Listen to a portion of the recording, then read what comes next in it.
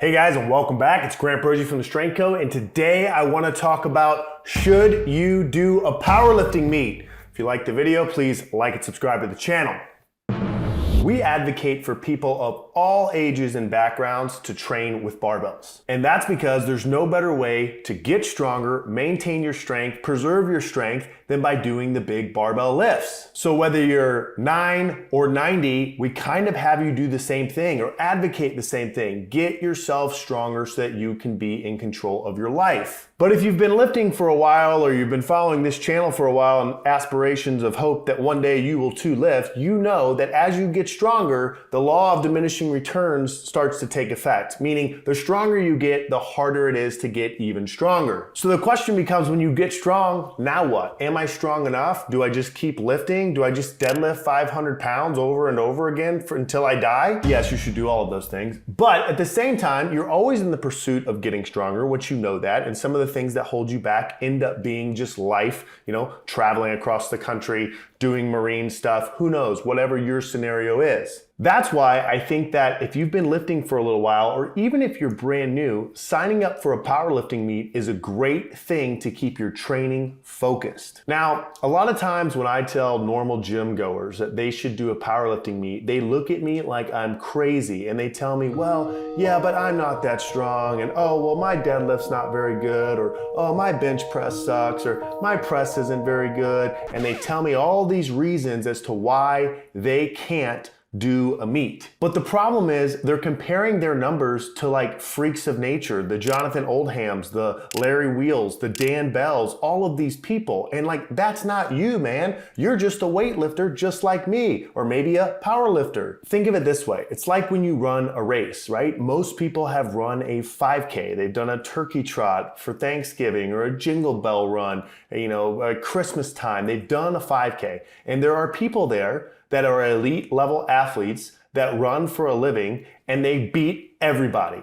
And then there's everyone else that jogs, has a good time, and eats donuts at the end. Well, not me, but my wife would totally eat a donut at the end. Do you think that those elite level runners in the front are even thinking about you or looking back at you as you're jogging and waddling and barely moving and thinking, I can't believe how slow that person is? No, they don't care. They're actually just glad that you're out there running. They're actually just glad that you're out there doing something. The same is true in the sport of powerlifting. So rather than compare your numbers to the Shane Hunts of the world and all of these really strong people that are at the top of their game, think of it like, hey, I'm gonna do a meet to focus my training and try and go do some personal records myself. So maybe we're getting through to you right now. Maybe you're new to lifting, you've been lifting for a little while, and you're saying, you know what, Grant, I do want to focus my training. I do want to try a powerlifting meet. Let me just cover what it is really, really quickly. Powerlifting can be kind of confusing. There's two things you need to understand about weightlifting, powerlifting, lifting weights, strength lifting. Well, three things, maybe four things. There's some things you need to know. The sport of weightlifting, or in the United States, we call it Olympic weightlifting, or the cool CrossFitters call it Oli weightlifting, is comprised of two movements. The clean and jerk, where you clean the bar to your shoulders and then jerk it. You drop down, throw it overhead and catch it and then lock it out. And the second movement is the snatch. The snatch is where you go from ground to overhead in one movement very quickly. Those two lifts make up weightlifting, or Olympic weightlifting. We call it Olympic weightlifting because it's what happens in the Olympics. And actually, if you don't follow CJ Cummings, he's from my hometown of Beaufort, South Carolina, and he's one of the US's Olympians. Check out his page. Powerlifting is another sport that consists of the squat, the bench press, and the deadlift. And then another sport that's a little bit smaller called strength lifting consists of the squat, the press, and the deadlift.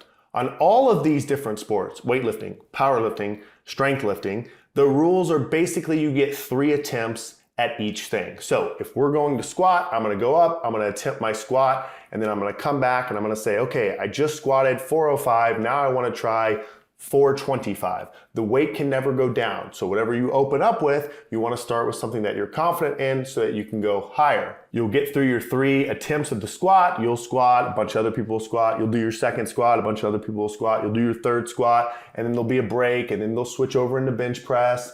And then you'll do the same thing, then there'll be a break, and then you'll switch over to the deadlift. So I will warn you, if you decide you want to do a powerlifting meet, it does take a while. It can. Some meets are run more efficiently than others. The other thing you have to realize is there's a whole bunch of different federations. Are you allowed to wear a squat suit? Are you allowed to wear knee sleeves? Can you wear knee wraps? Can you wear a bench shirt? Is it this federation? Is it drug tested? Is it not drug tested? I would recommend that you just look up powerlifting meets in your area and look for a raw meet. Just call it raw. You can still wear knee sleeves. You can wear wrist straps. You don't want to go with all the equipped stuff unless you usually train equipped, but I doubt you do if you're just a general lifter.